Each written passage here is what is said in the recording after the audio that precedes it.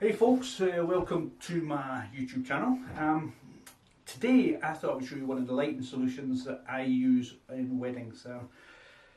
So in Scotland in summer we have long days. It doesn't get dark till 10 o'clock at night, 11 o'clock at night sometimes in the middle of summer, but in the winter it gets dark really early, gets overcast quite a lot, and yeah, we need light. So one of my solutions is speed lights. We use speed lights a lot.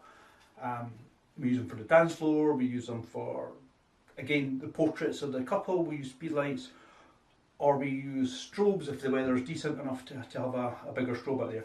I can put this inside of a bag, doesn't overheat, and we can still shoot with these if we have to go outside. My modifier of choice is this. This is a rapid box from Wistro, and we're just going to set this up and see how long this takes.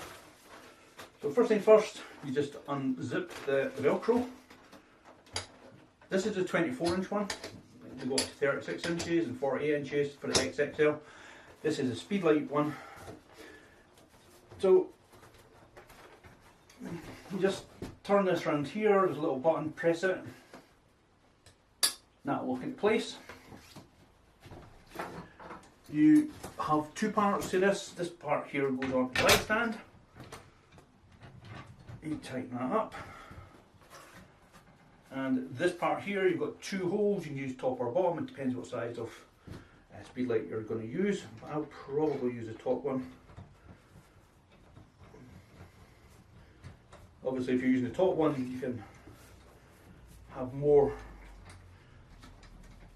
of the bar meeting that bar there. So nice and tight there. Tighten this up here. And there you have it, that's it, almost set up. Just have to add your speed light. So let's drop it down a little bit, too high at the moment. Speed light goes on here. It's a cold shoe mount, you just mount it in here. Tighten it and then screw there's a screw underneath, you use that to adjust back and forward. I like to get it right in here. And also open the diffusing panel up on the speed light. So once it's in place inside the back of here, see it's in there. There is a little bit of light, we're going to come back out, but not enough to really concern. I like to get it near to the top of the top, but not touching the sides, that way it doesn't mark your speed light. Yeah, so that's almost ready, and then you've got the front diffusion panel, which is again really easy on, no Velcro, the slots over here.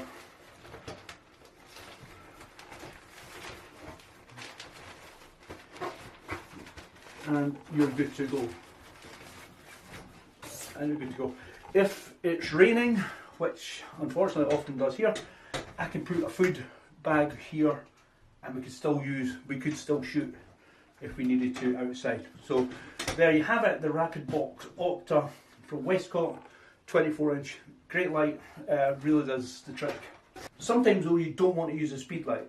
I've recently started using the AD200 from Godox.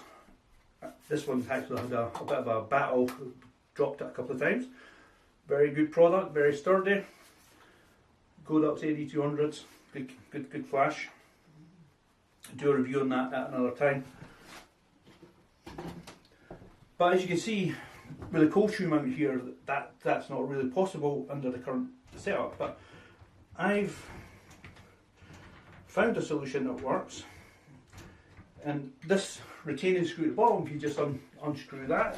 And I bought one of these pistol grips. Now these usually sit in the base of your camera, and people using videos and use them for steadying the hand.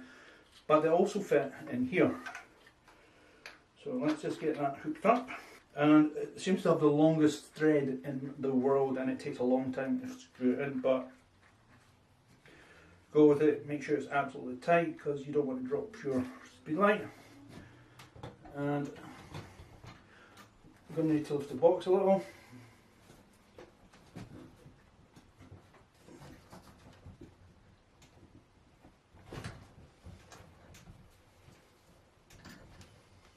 So we'll just put that up there for a second. put this in here.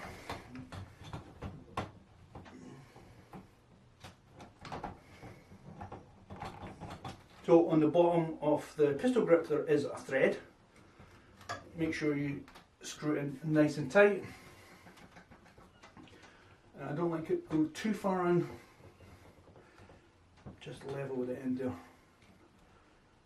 And now not only does it give me the option to use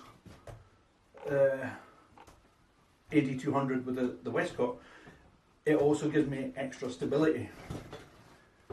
And if I've got an assistant and I say, look, I just need to light up a little bit, it's very easy to lift that. I'm actually holding that with one hand. There's my other hand there, one hand, it's not that heavy. So there you have it. I make sure this is ultra tight.